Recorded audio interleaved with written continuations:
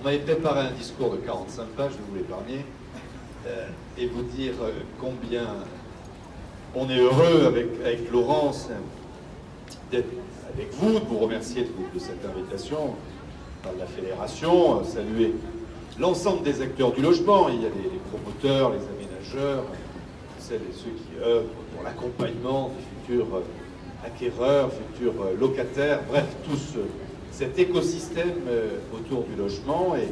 Et comme vous le disiez, nous sommes dans un moment un petit peu particulier de la vie de l'agglomération, de la vie bordelaise, car, et vous le signaliez vous-même, on sent une forme de frilosité ambiante autour du développement de notre agglomération et de notre ville.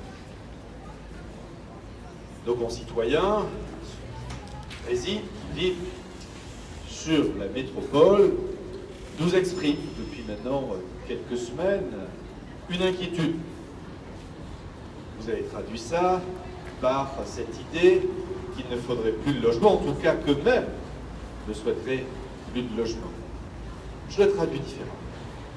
Et la conviction, notre conviction, c'est que nos concitoyens attendent des responsables politiques une meilleure planification, un meilleur accompagnement de cette croissance démographique. C'est les mobilités. Il m'aura fallu 45 minutes pour venir de Pessac, et je l'ai fait une fois dans la semaine. Imaginez toutes celles et tous ceux qui le font tous les jours. C'est l'accès aux services publics, c'est les équipements de proximité. Et notre responsabilité collective, la nôtre, la vôtre, parce que je suis pour quelque chose de collégial, partagé, c'est de pouvoir mieux anticiper ces développements démographiques, cette arrivée de population, en anticipant tous ces équipements et en prenant des mesures, j'allais dire, urgentes, notamment sur la mobilité. Il ne s'agit pas de réduire la production, même si, vous l'avez dit, vous l'avez dit, voilà, on est dans une période où je peux comprendre qu'à l'approche d'échéances, essais humains, les maires, face à leurs concitoyens, soient un petit peu réticents. Bon, c'est à chaque fois. Mais au-delà de cette période conjoncturelle, il est de notre responsabilité de bien équilibrer les choses. Moi, je préfère gérer le trop-plein que le pas assez. Il suffit de trouver un juste équilibre entre eux. Vous parliez des outils qui sont à notre disposition, des outils réglementaires. Et c'est pas anodin. Quand on parle d'un PLU, quand on parle d'un schéma de cohérence d'organisation territoriale, le SCOT, ce sont des outils fondamentaux pour la vision que nous devons avoir de notre territoire. Et par exemple, quand vous annoncez que nous avons voté à l'unanimité, ou quasiment à l'unanimité, en juillet au Conseil de métropole, un dispositif innovant sur le logement abordable, il ne pourra être opérant qu'à partir du moment où nous modifierons le PLU, et je vais même plus loin, que nous aurons une vision du SCOT plus large que le SCOT actuel. Aujourd'hui, la grande difficulté de notre agglomération, c'est cette fracture territoriale que nous avons autour de nous. Vous parliez des mouvements sociaux de l'an dernier. C'est le message qui nous est passé. Entre une agglomération qui se développe, qui est en croissance, qui est attractive, qui rayonne, et des territoires qui peuvent avoir l'impression d'être délaissés. Et notamment, et j'insiste là-dessus, sur ces questions de déplacement et de mobilité. C'est pour ça, hier, lors du bureau de Bordeaux Métropole, je me suis exprimé avec conviction et fermeté contre le projet de métro. Pourquoi?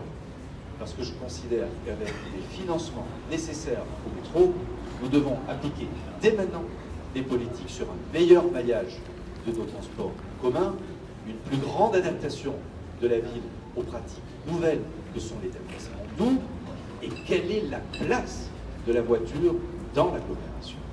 Et tout ça, ces réflexions, il faut qu'on les mène ensemble.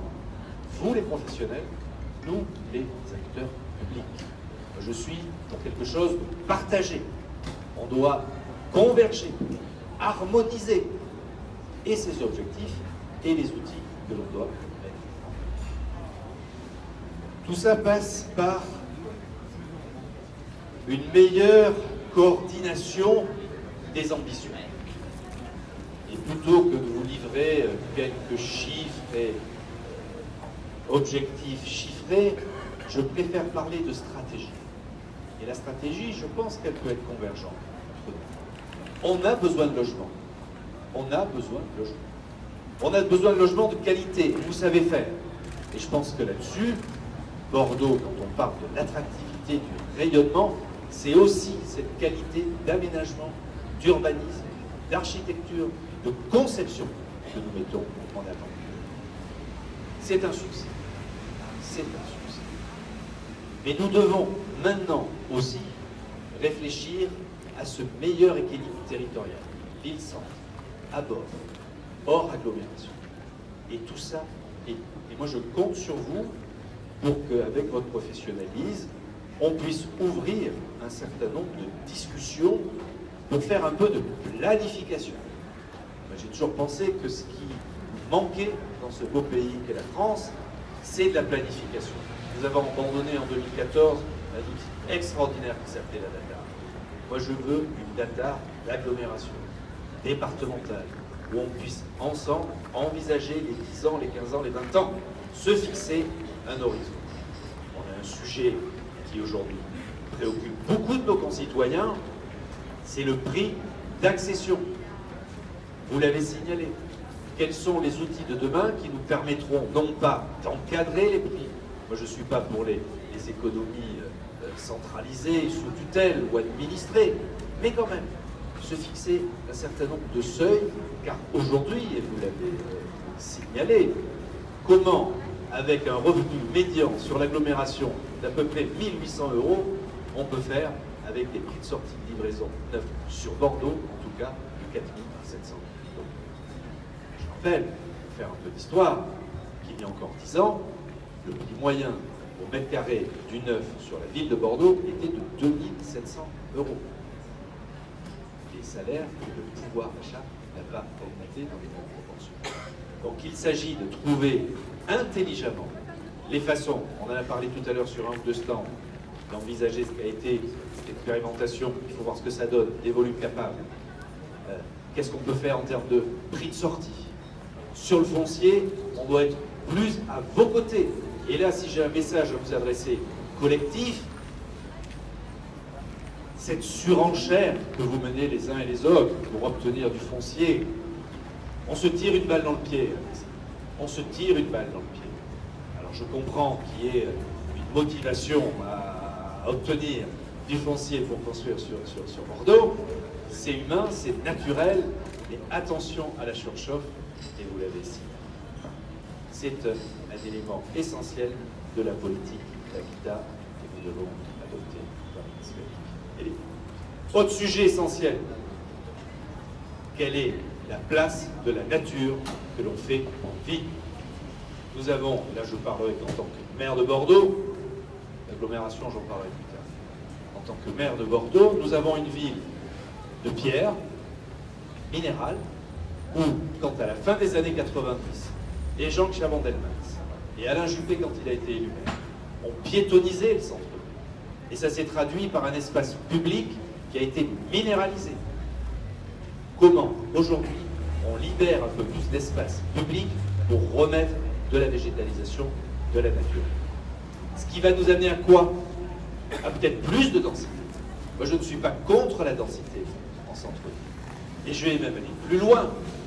S'il faut, je suis prêt à envisager avec vous un nouveau modèle urbain sur la périphérie de Bordeaux, intramuros, mais aussi à l'extérieur, de travailler sur le vertical, plus qu'on a travaillé sur l'horizontal, ce qui est la culture de notre agglomération, de notre centre-ville.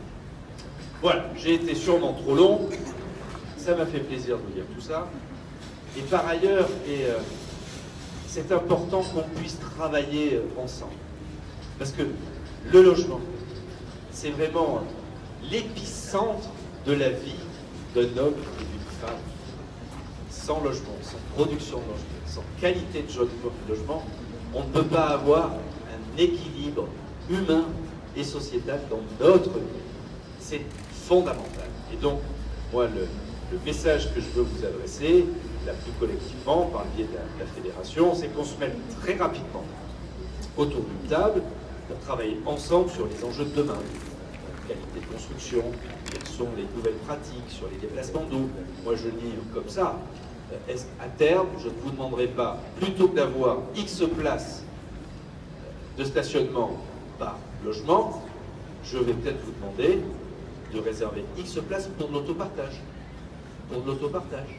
Aujourd'hui, en centre-ville, on n'a plus que 30% des déplacements qui se font avec une voiture. Voilà, il ne s'agit pas de faire une ville sans voiture, mais comment on favorise un peu moins de motorisation dans le centre-ville, intra-boulevard. Quelle est la place que l'on fait au vélo? Voilà, ça on doit le travailler ensemble. Moi j'ai toujours été un militant de la politique collégiale. On ne peut pas toujours imposer, il faut faire adhérer, mais pour faire adhérer, il faut qu'il y ait un partage. En tout cas, et du fond du cœur vraiment, je voudrais vous féliciter pour tout ce que vous faites, les uns et les autres. Parce qu'on est fiers à Bordeaux de pouvoir présenter les projets tels qu'ils sont réalisés sur notre ville. Et quand on parle de cet engouement pour Bordeaux, la qualité de l'habitat, la qualité des constructions y participent activement. On en est fiers et on vous en remercie.